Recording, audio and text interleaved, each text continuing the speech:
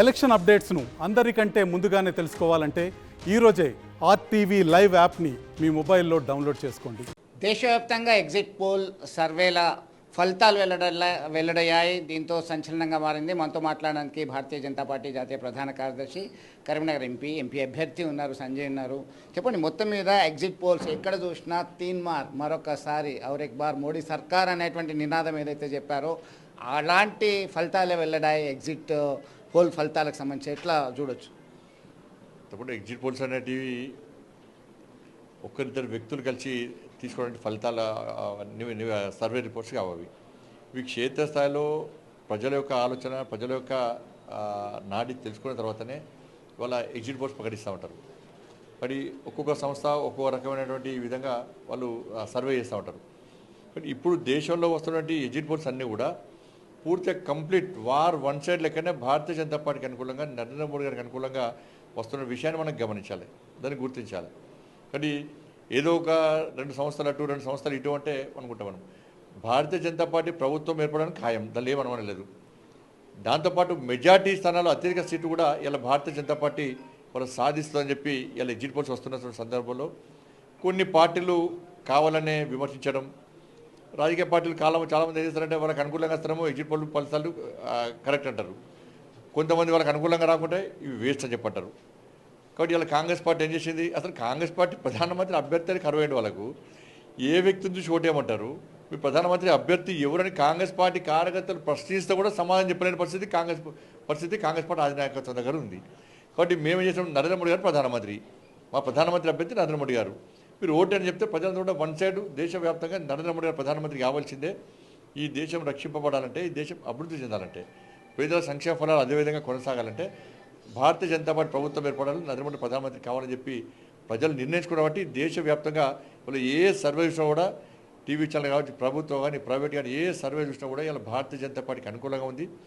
తప్పకుండా ఇవే ఫలితాలు రేపు వాస్తవ రూపం దాల్చబోతున్నాయి.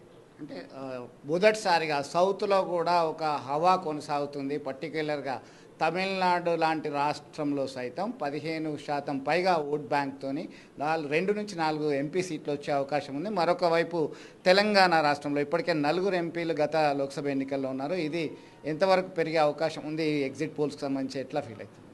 తప్పకుండా సౌత్ మొత్తం కూడా ఇలా నరేంద్ర మోడీ గారు హవా కొనసాగుతూ ఉన్నది. ఏదంటే గతంలో అనేక విమర్శలు వచ్చినాయి, సౌత్లో భారతీయ జనతా పార్టీ లేదు, కేవలం నార్త్కే పరిమితం అని చెప్పి చాలా రాజకీయ పార్టీలు చాలామంది విమర్శిస్తూ ఉన్నారు. కాబట్టి మేము గతంలో చెప్పినాం, భారతీయ జనతా పార్టీ దేశవ్యాప్తంగా వ్యాపించున్నటువంటి పార్టీ భారతీయ జనతా పార్టీ, ప్రపంచంలో అత్యధిక సభ్యత్వం ఉన్న పార్టీ భారతీయ జనతా పార్టీ. కాబట్టి సౌత్ కానీ నార్త్ కానీ ఎక్కడ చూసినా భారతీయ జనతా పార్టీ శక్తివంతంగా ఉంది.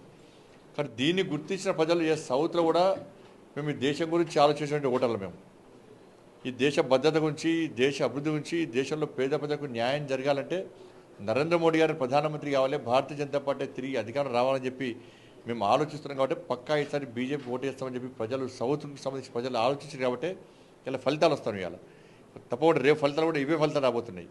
కాబట్టి తెలంగాణలో పోయినసారి 4 సీట్లు గెలుస్తాం, ఈసారి 10కి పైగా ఇవాళ భారతీయ జనతా పార్టీ గెలుస్తుందని చెప్పి సర్వే సంస్థలు చెప్తున్నాయి. కాబట్టి తప్పకుండా అవే వాస్తవం కాబోతున్నది. తమిళనాడులో కూడా భారతీయ జనతా పార్టీ లేనే లేదు, తమిళనాడులో పట్టు సాధించడం కష్టం అని చెప్పి భావించినటువంటి అన్ని రాజకీయ పార్టీలకు గుణపాఠం చెప్పే విధంగా అక్కడ తమిళనాడు కూడా భారతీయ జనతా పార్టీ 3 సీట్లు గెలిచే అవకాశం అని చెప్పి అలా సర్వే సంస్థలు చెప్తున్నాయి.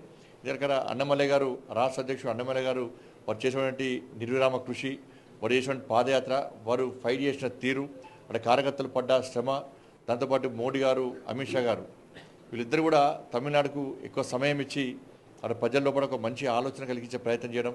కాబట్టి ఇటువంటి పరిస్థితుల్లో కేరళ కానీ, తమిళనాడు కానీ, ఆంధ్ర కానీ, తెలంగాణ కానీ, ఈ సౌత్ మొత్తం కూడా కర్ణాటకలో ఎట్లా ఉన్నాం మేము. కాబట్టి ఈ పూర్తి సౌత్ అంతా కూడా ఇలా భారతీయ జనతా పార్టీకి అనుకూలమైన వాతావరణం ఉంది.